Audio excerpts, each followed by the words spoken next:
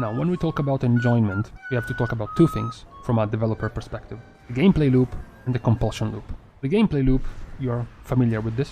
You know, it's what your character needs to do from point 1 to point 5 and then repeat. What do I need to do? Build combo points. Okay, use abilities that generate combo points. Now what do I need? I need to spend the combo points because I'm full. Okay, now I have to spend the combo points with an ability. I also need to have a buff on myself to do more damage, and the enemy needs to have a debuff on himself to take more damage. So I have to keep the buff up and keep the debuff up while I keep building combo points and spending combo points. This is gonna be your gameplay loop. So how good is the flow of the loop, how smooth it is, how satisfying it is to play, is a good judge of how enjoyable a spec is to play. The other point, but Aizen, I just wanted to know if it was cooler to play Fury Warrior than it is to play Unholy DK. Professor is having a lecture.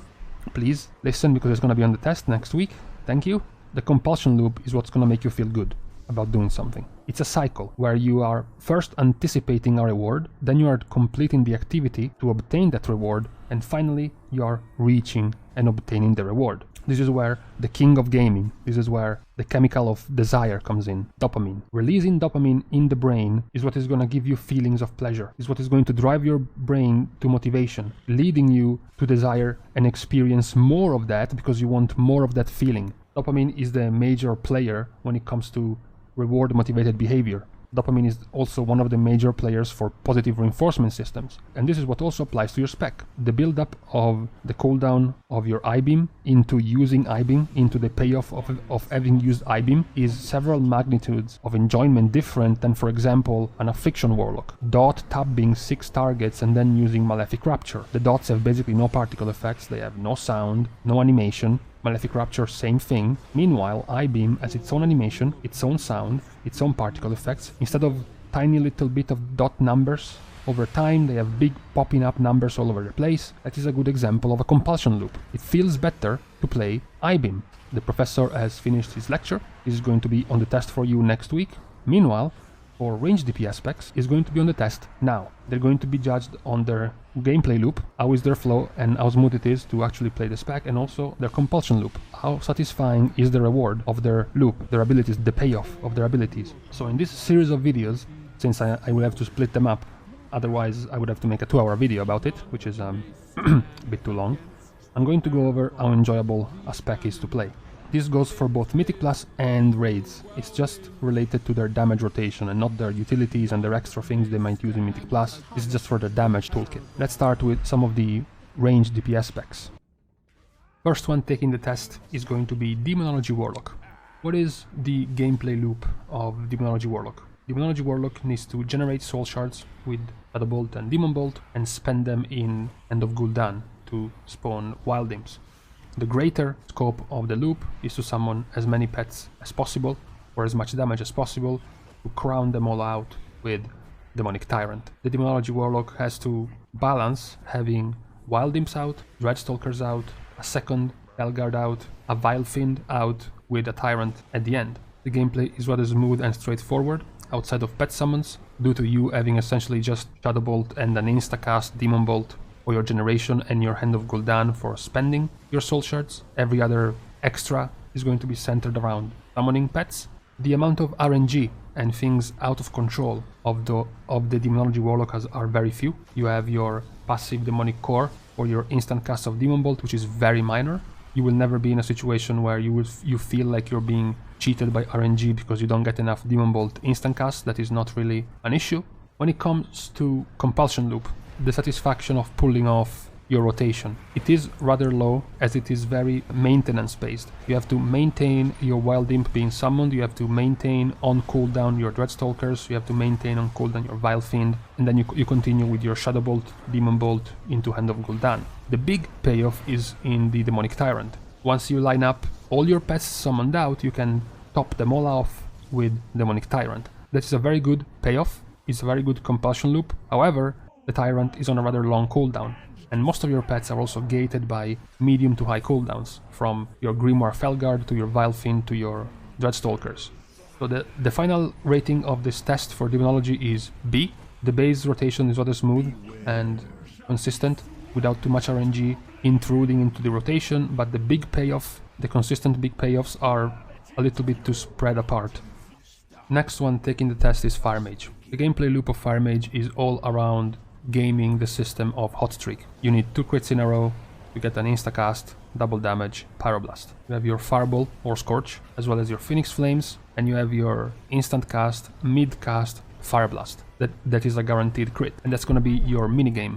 It's going to be your gameplay loop, trying to get multiple crits in a row, get your hot streak to keep going. And this gameplay loop is going to also increase in low and effectiveness during execute phase when you take Searing Touch, and you get a much faster progression on your hot streak procs. Now the compulsion loop of Fire Mage, the payoff of Fire Mage. Compulsion loop on Fire Mage works really well because you have a compulsion loop directly stamped in the head of hot streak. Whenever you get a hot streak going is while your compulsion loop is going to start rolling on, you know, crit after crit after crit is going to feel better and better and better. That is a fantastic compulsion loop when it works. I don't know if you've seen my previous videos about Ranged DPS. I already said what's the problem with Fire Mage, which is why for this test Fire Mage takes a C, because right now Fire Mage simply doesn't have the gear or the borrowed powers that allows them to have this level of very entertaining payoff in their compulsion loop. It simply doesn't happen often enough. They don't have the gear. As I mentioned, RNG with Demonology, RNG with Fire right now is crippling because the RNG of Fire is critical strike. Their entire stat isn't just RNG because of damage, isn't just RNG when it comes to the damage they do, crits or not, it's also RNG because of their entire gameplay loop. And at the start of an expansion, when the crit is low, their gameplay loop suffers. Other specs suffer because they do less damage, but they suffer because their gameplay loop gets worse. Similar to Demonology, they still retain a strong compulsion loop in a big cooldown, which is Combustion. Combustion essentially says, fuck your stats, I'm gonna proc my hot streak anyways, which is what is going to give you a big payoff there, but it is going to be in a similar situation as Demonology. When they are outside of their big cooldown, their gameplay loop is going to suffer. The bright spot of Fire is that their loop, as opposed to Demonology, is only gated by gear. The more your gear will improve, the better the loop of Fire Mage will be. If I'm gonna be doing this series in about a year and 2 tiers from now, it's very likely that Fire Mage could be in A tier, as opposed to now, which is just gonna stay in C. Coming up for the test next is Destruction Warlock. He doesn't seem very nervous at all, and no wonder, because the gameplay loop of Destruction Warlock is very straightforward and pretty enjoyable. You have to put down your Immolate on the target, and then you're going to cast Incinerates until you have enough soul shards for your Chaos Bolts. You have increased interactions with faster cast time by using Conflagrate and gaining Backdraft. You want to time it with Chaos Bolts. You often want to stack your soul shards for back-to-back to almost back Chaos Bolts during some buff windows, some trinket windows, some damage vulnerability on the target windows, and the rotation remains extremely smooth. You have Immolate, Incinerate, Conflagrate, and Chaos Bolts. It's 4. It's very compact, it's very tight, but they all serve a very clear, a very decisive and concise purpose. There is very little bloat when it comes to destruction, which could also be seen as a negative, sure, but in destruction it works really well. What about their compulsion loop? What about their feels good man part? We mentioned a good compulsion loop because of a series of summons from Demonology, the good compulsion loop because of a continued use of a passive, continued use of back-to-back crits for Fire. Warlock, on the other hand, is the first spec in this list who has a compulsion loop tied to a single ability, Chaos Bolt. In my intro I made the example of I-Beam, but Chaos Bolt also has the benefit of having a very good payoff. The longer cast time tied with the sound effect and the animation and the sort of slower missile, almost as if it's like a movie and you have some anticipation for the thing to hit, does create pretty good payoff. The extra payoff is in the fact that you can also Havoc every 30 seconds and you can double your Chaos Bolts. That is also going to feel very good. And similar to the other specs, Destruction is also a spec that has the ability to give you big payoffs in a cooldown. Not all the specs are gonna have this. Destruction certainly does. Inferno. Similar to Demo, unlike Combustion, it's not just a matter of passives and procs, it's also a matter of a visual effect. It's a big fucking green fiery rock falling from the sky and then starting to beat the shit out of people, as well as giving you more soul shards or more Chaos Bolts, which was the previous good compulsion loop that Destruction Warlock had. So Destruction Warlock fits in A because of this. They have a very tight and compact base rotation with a very simple and easy, nice feeling payoff in Chaos Bolts, duplicated by Havoc, and then they have another massive payoff in Inferno. It is a very nice gameplay loop and compulsion loop altogether. And meanwhile, we see Balanced Druid exiting the examination room. They have gotten a B, they are telling me. Oh, okay. So the reasons why...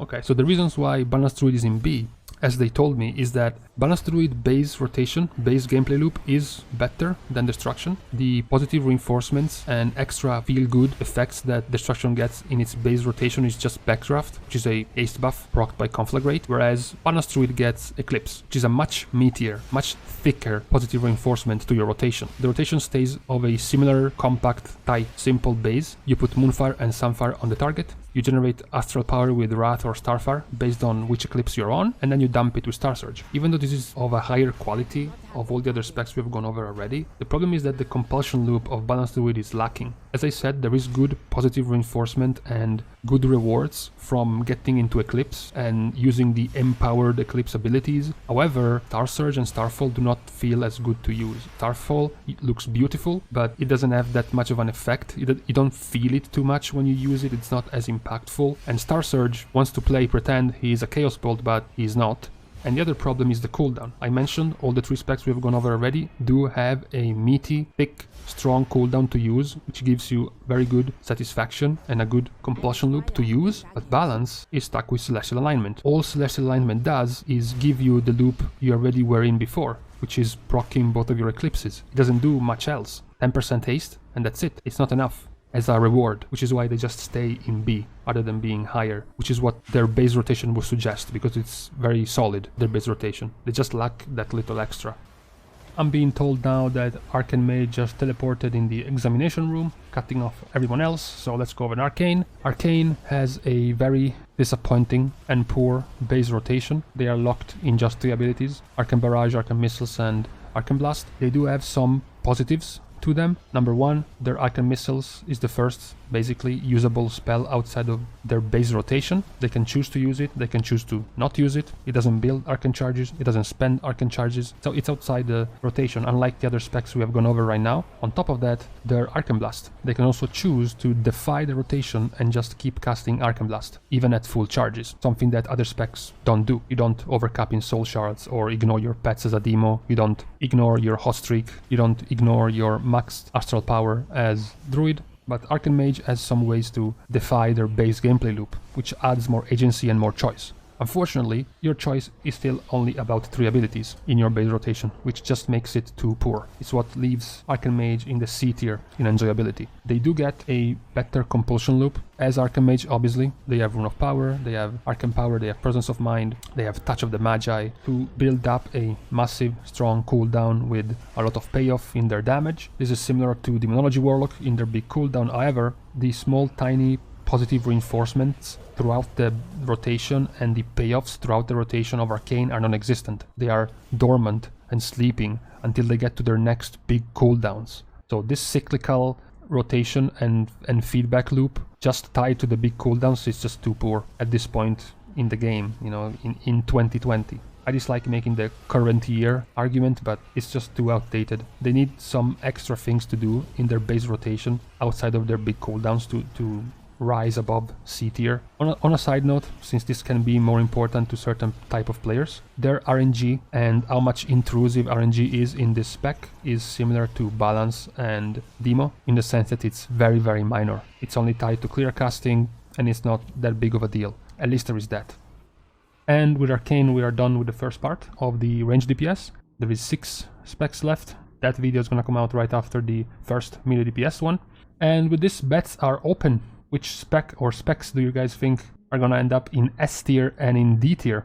I bet there are gonna be quite some surprises regarding those, but I guess you guys have to wait a bit and you'll see it soon.